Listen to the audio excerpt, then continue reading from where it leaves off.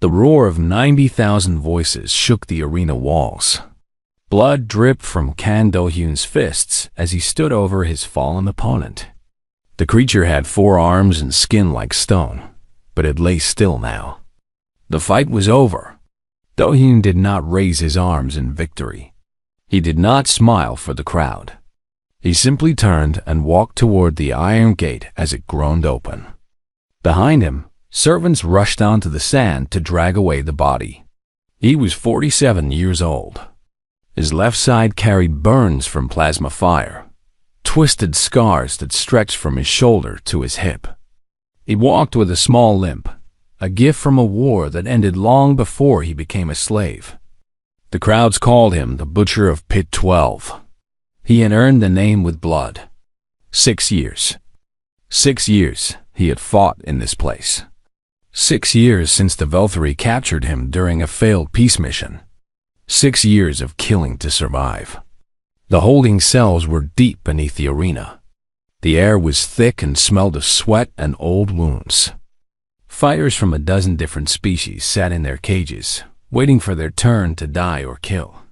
Do-hyun passed them without looking. He had learned long ago not to make friends here. His cell was small. A metal bed. A hole in the floor for waste. A single light that never turned off. He sat on the bed and stared at his bloody hands. "You are hurt." The voice came from outside his bars. A young woman stood there, carrying a medical kit. Her name was Park Yuna. She was Korean, like him. 28 years old. She had been a ship engineer before the Valkyrie took her colony freighter. Now she fixed broken fighters so they could break again. "It is nothing," Do-hyun said. "Your ribs say different." Yuna entered the cell and knelt beside him. Her hands were gentle as she cleaned his wounds. 2 cracked. Maybe 3. "You should rest.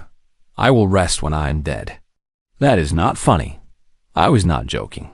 Yuna wrapped bandages around his chest. She worked in silence for a moment. Then she spoke, and her voice was different, quieter, careful. "Have you heard about the new attraction?" Do-hyun looked at her. "What attraction?" "The Arena Masters are planning something special. A spectacle event. They have been promoting it for days." Yuna paused. Her hands stopped moving. "They have a child." The word hit Do-hyun like a punch. "A child?" "From the Corvani species. A little girl. She's maybe 8 years old, if you count in human years." Yuna's eyes were wet. "She is disabled, Do-hyun. She was born without working wings. Among the Corvani, that makes her worthless. Broken. Her own clan sold her to the arena." Do-hyun felt something move in his chest. Something cold. "What will they do with her?" "They will put her in the pit. Against a scarf mauler." Yuna's voice cracked. "It is not a fight. It is an execution. Entertainment for the crowd. A scarf mauler." Do-hyun had seen one before. A beast the size of a small ship, with 6 legs and teeth like swords. It killed for pleasure. It killed slowly. "When?" he asked. 5 days. Do-hyun said nothing. Yuna finished her work and stood up. She looked down at him with something like fear in her eyes. "Do not do anything stupid," she said. "You have survived 6 years. You might earn your freedom someday. Do not throw it away for a stranger." She left. The cell door clanged shut behind her. That night, Do-hyun could not sleep. He lay on his metal bed and stared at the ceiling. The sounds of the station hummed around him. Distant engines. Distant screams. The endless noise of Crucible Prime, the space station where hope came to die. He thought about the child. A little girl with broken wings.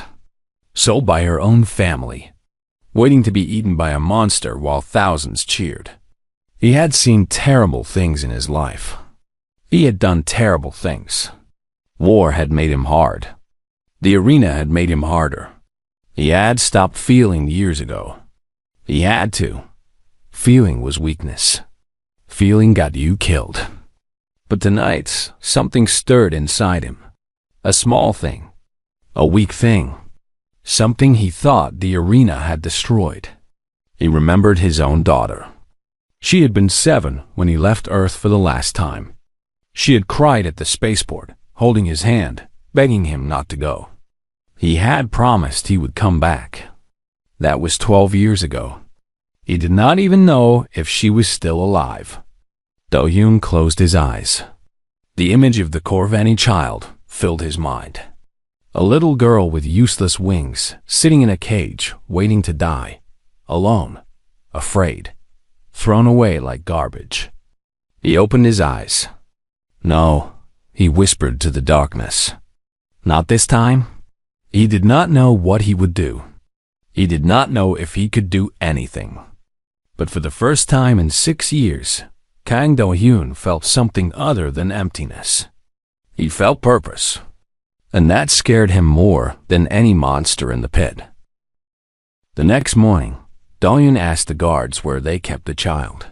They laughed at him. One of them, a tall Valkyrie with gray scales and yellow eyes, pointed toward the beast pens. Near the animals, he said.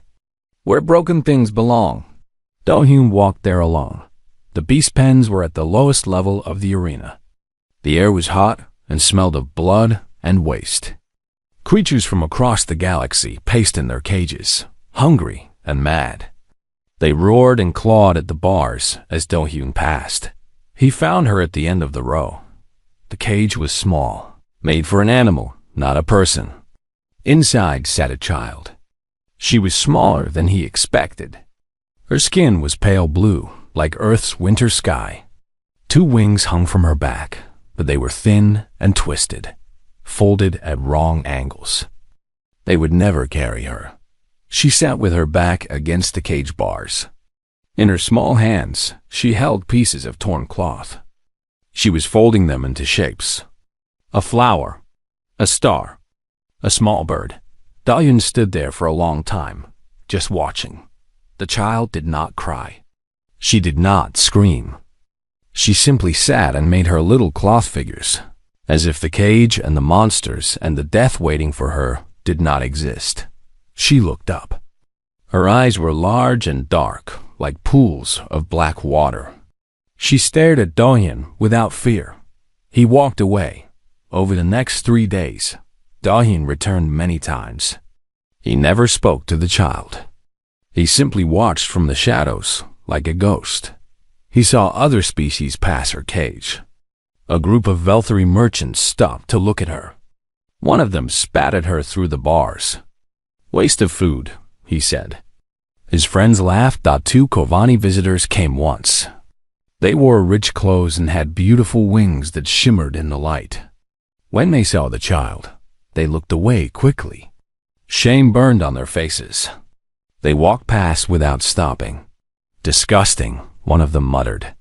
She should have been killed at birth. The child did not react. She kept folding her cloth.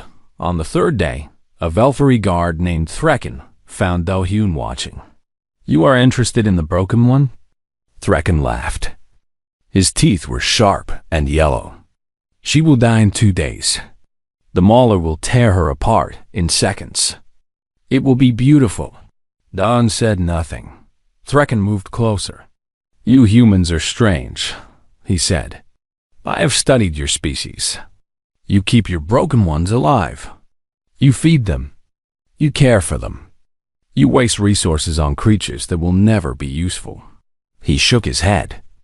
It is weakness. It is why you will never be a great species. Do-hyun's hands became fists. But he stayed calm. We call them differently, he said quietly. Oh, what do you call them? Family. Threkken stared at him. Then he laughed again, louder this time. Family. You call your garbage family. He walked away, still laughing. That night, Yuna found Do-hyun in his cell. She looked angry. The guards told me you have been visiting the Corvani child, she said. Every day. For hours. Yes. Why? What are you planning? I do not know yet. Yuna grabbed his arm. Listen to me. I know what you are thinking. I can see it in your eyes. But you cannot save her. You cannot even save yourself. If you try something, they will kill you. Slowly, publicly, and the child will still die. Do-hyun looked at her. So I should do nothing? Yes, you should do nothing. That is how you survive.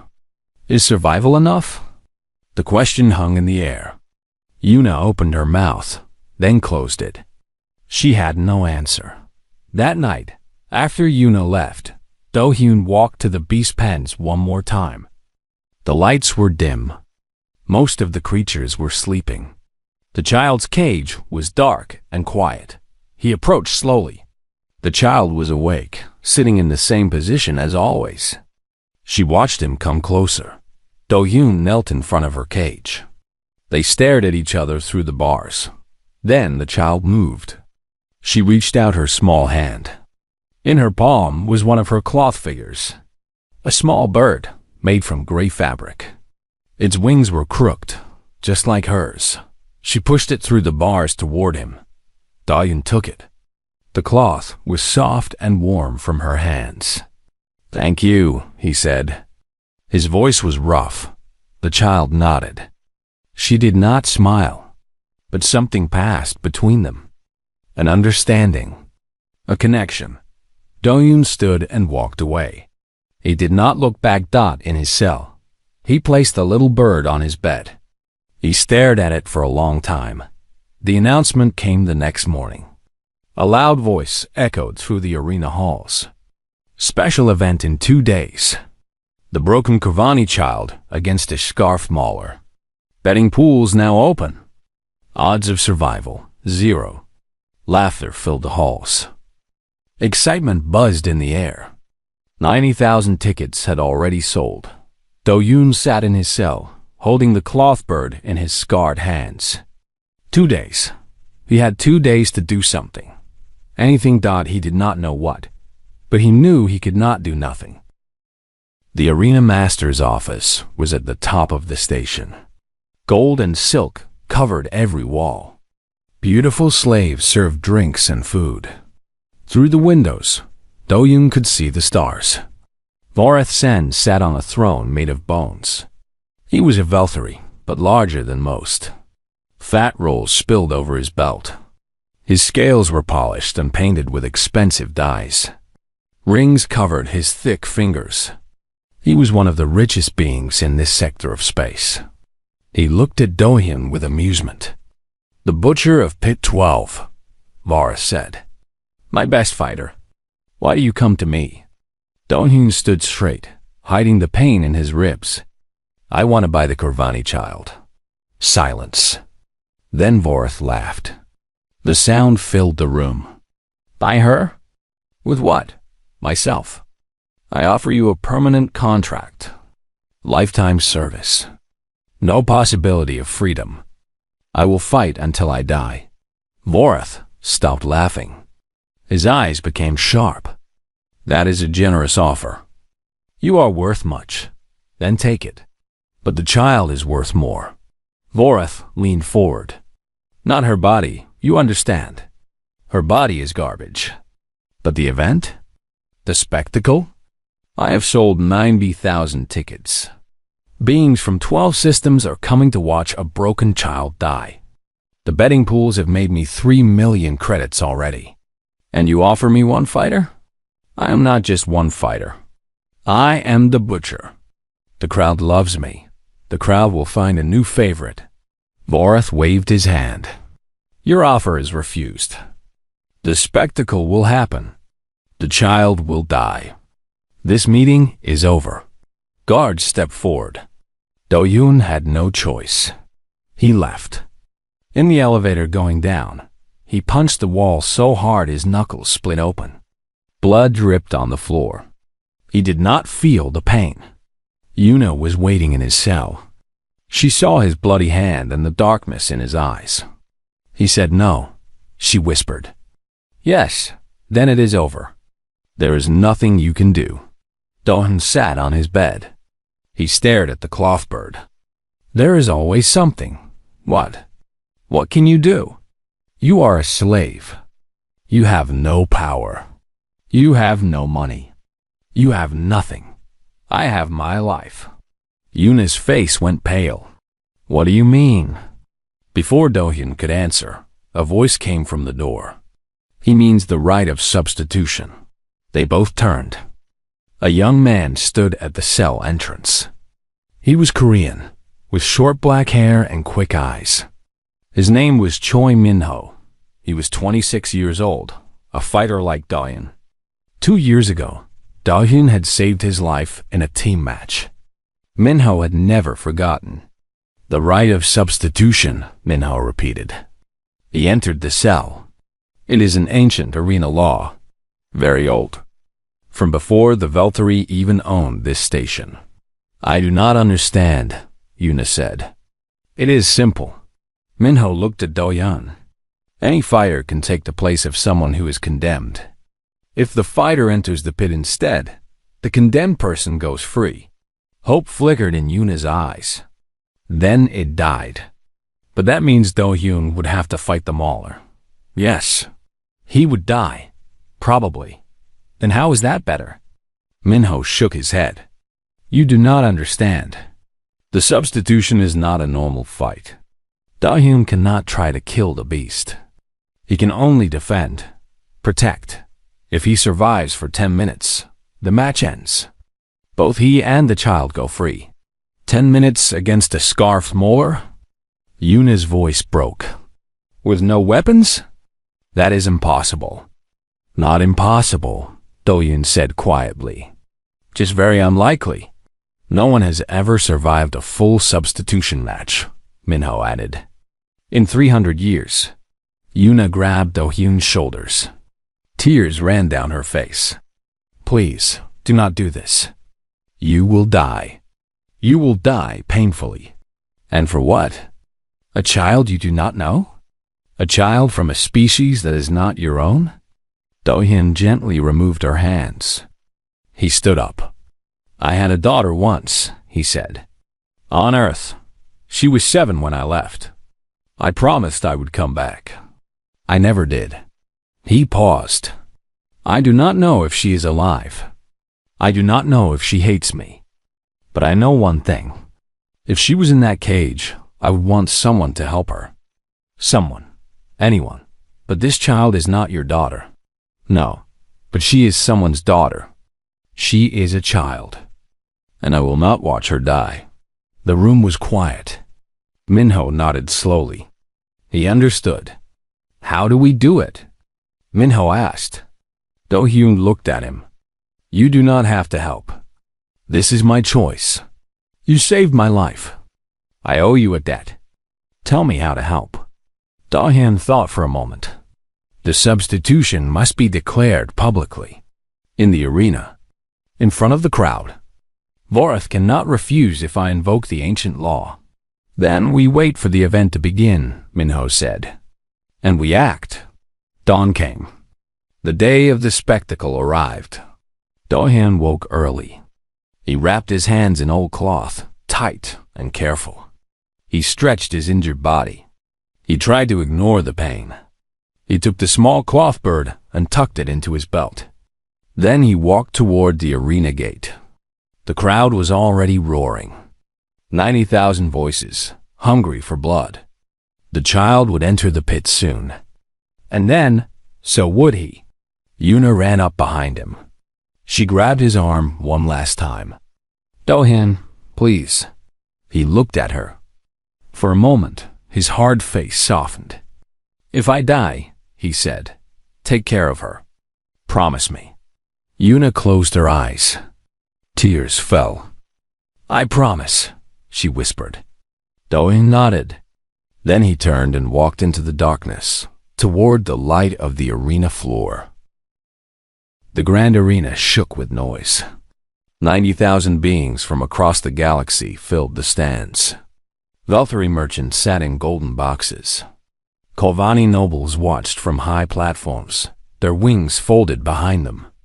Criminals, soldiers, traitors, and slaves all pressed together, united by their hunger for blood. Massive screens showed the empty pit below. Sand covered the floor. Dark stains marked where others had died. The air smelled of sweat and excitement. Then the child was brought out. 2 guards dragged her through the gate. She was so small. Her pale blue skin was dirty. Her broken wings hung limp against her back. Chains wrapped around her thin wrists. The crowd roared. Some threw food at her. Others screamed insults. The guards removed her chains and left her alone in the middle of the pit. She stood there, tiny and still, surrounded by endless walls of screaming faces. On his throne, Vorath smiled. He raised his fat hand. The crowd went quiet. "Welcome to the greatest spectacle this station has ever seen." His voice boomed through speakers. "Tonight, we show you what happens to the broken, the worthless, the garbage of the galaxy." The crowd cheered. "Release the scarfed mauler." A gate opened at the far end of the pit. Darkness waited behind it. Then something moved in the shadows. Something huge. The mauler stepped into the light. It was the size of a cargo shuttle. 6 legs, thick as trees, carried its massive body. Its skin was covered in black scales. Its mouth was filled with teeth the length of swords. 2 red eyes, burning with hunger, fixed on the child. The child did not run. There was nowhere to run. She simply stood and looked at the monster that would kill her. The mauler moved forward. The ground shook with each step. The crowd counted down. 10, 9, 8. Then the arena gates slammed open.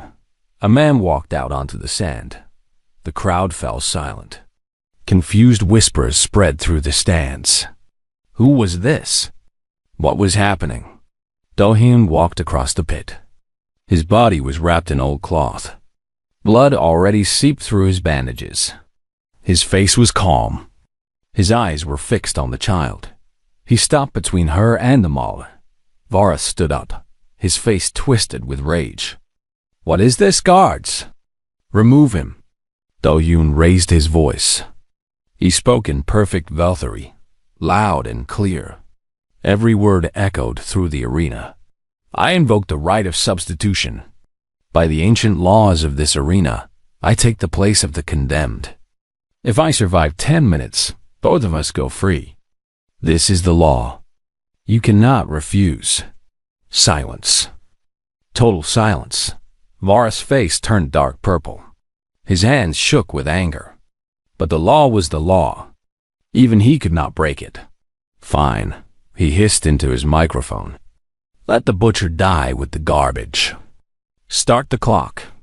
A massive timer appeared on the screens. 10 minutes. The countdown began. Do-hyun turned to face the mauler. It was already charging. He grabbed the child and threw her behind him. The mauler's claw swept through the air where she had stood. Do-hyun felt the weight of it against his face. He could not fight. He could not kill. He could only protect. The beast attacked again.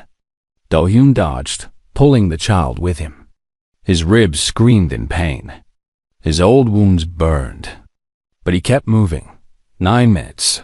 The mauler was fast for its size. Its claws tore through the air. Its teeth snapped inches from Do-hyun's head. He ducked, rolled, pushed the child away, took the hits meant for her. A claw caught his shoulder. Blood sprayed across the sand. He stumbled, but did not fall. 8 minutes. The crowd was different now. They were not cheering anymore. They were watching this strange human stand between death and a broken child.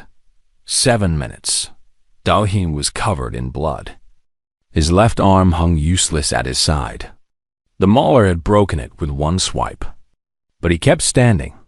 He kept moving. He kept putting himself between the beast and the child. 6 minutes. The child watched with wide eyes. She did not understand. Why was this stranger doing this? Why was he bleeding for her? No one had ever protected her before.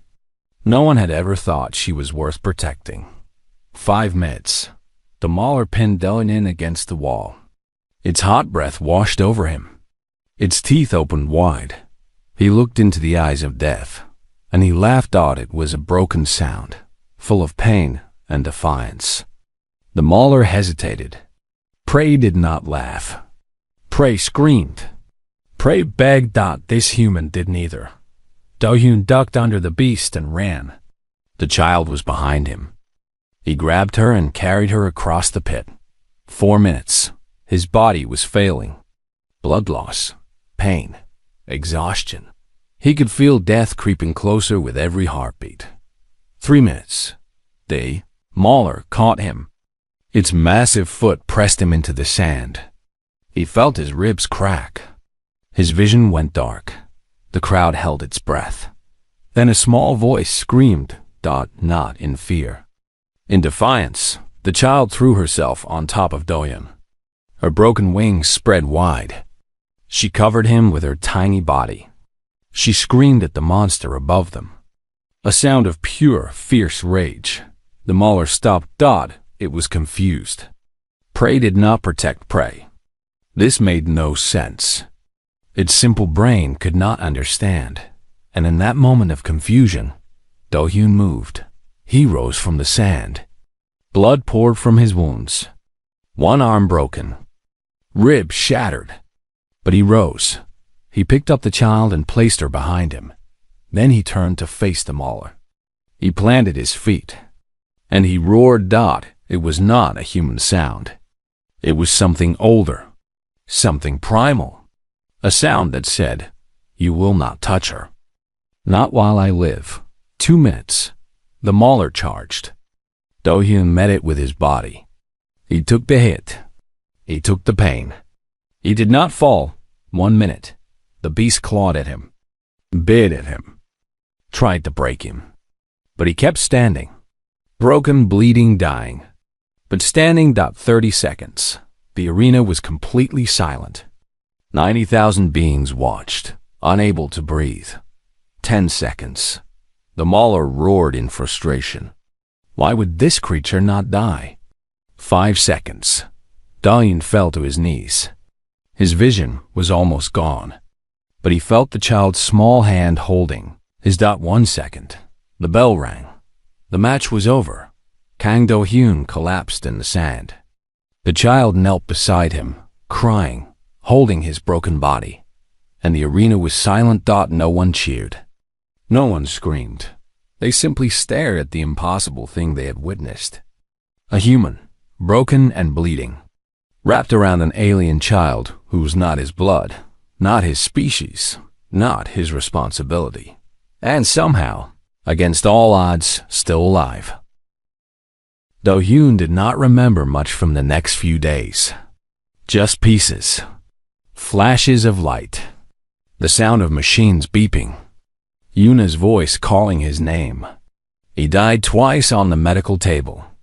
Both times, Yuna brought him back. She worked for 14 hours without rest, using every tool and drug she could find. The other doctors told her to stop. They said he was too broken. She did not listen. On the 3rd day, Do-hyun opened his eyes. He was in a clean bed. White sheets. Soft light. Very different from his cell. The child was sitting next to him, holding his hand. When she saw him wake, her dark eyes filled with tears. She did not speak. She just held his hand tighter. Yuna appeared in the doorway. She looked exhausted but happy. "You are alive," she said. "Apparently. You almost were not." 3 times. Only 3? Do-hyun tried to smile. It hurt. Yuna sat on the edge of his bed. Her face became serious. "Much has happened while you slept. The video of your fight spread across the galaxy. Millions have seen it. Billions, maybe. I do not care about videos. You should. The Earth Coalition has seen it. They are demanding your release. They are threatening trade sanctions, economic pressure, even military action." Yuna paused. "You have become a symbol, Do-hyun. the human who protected the broken. Do-hyun was quiet for a moment. He looked at the child beside him. And her? What happens to her? The ancient law is clear. You survived. She is free. Free to go where? Her own people sold her. She has no home. Yuna smiled. That is what Vorath said. He wanted to keep her as a servant. But you refused. I refused. While you were half dead, barely conscious, bleeding everywhere, you refused to be released unless she came with you. You said, Yuna's voice wavered. You said you would stay in the arena forever before you left her alone. Do-hyun did not remember saying that, but it sounded like something he would say. 2 weeks passed. Do-hyun healed slowly. The child, whose name was Larian, never left his side. She slept in a chair next to his bed. She ate when he ate. She watched over him like a small, fierce guardian. The other patients in the medical ward stared at them. A human and a Corvani child. It made no sense to them. One day, a Veltri patient asked Do-hyun, "Why did you do it? She's not your species, not your blood. She is nothing to you." Do-hyun looked at the man. His voice was calm but firm. She is a child. The Veltri did not understand. Most of the galaxy did not understand. But the humans understood. Across known space, humans watched the video of Do-hyun's fight. They saw him stand between the monster and the broken child. They saw him fall and rise again. They saw him hold the line. And they shared a new phrase. It spread from ship to ship, station to station, world to world.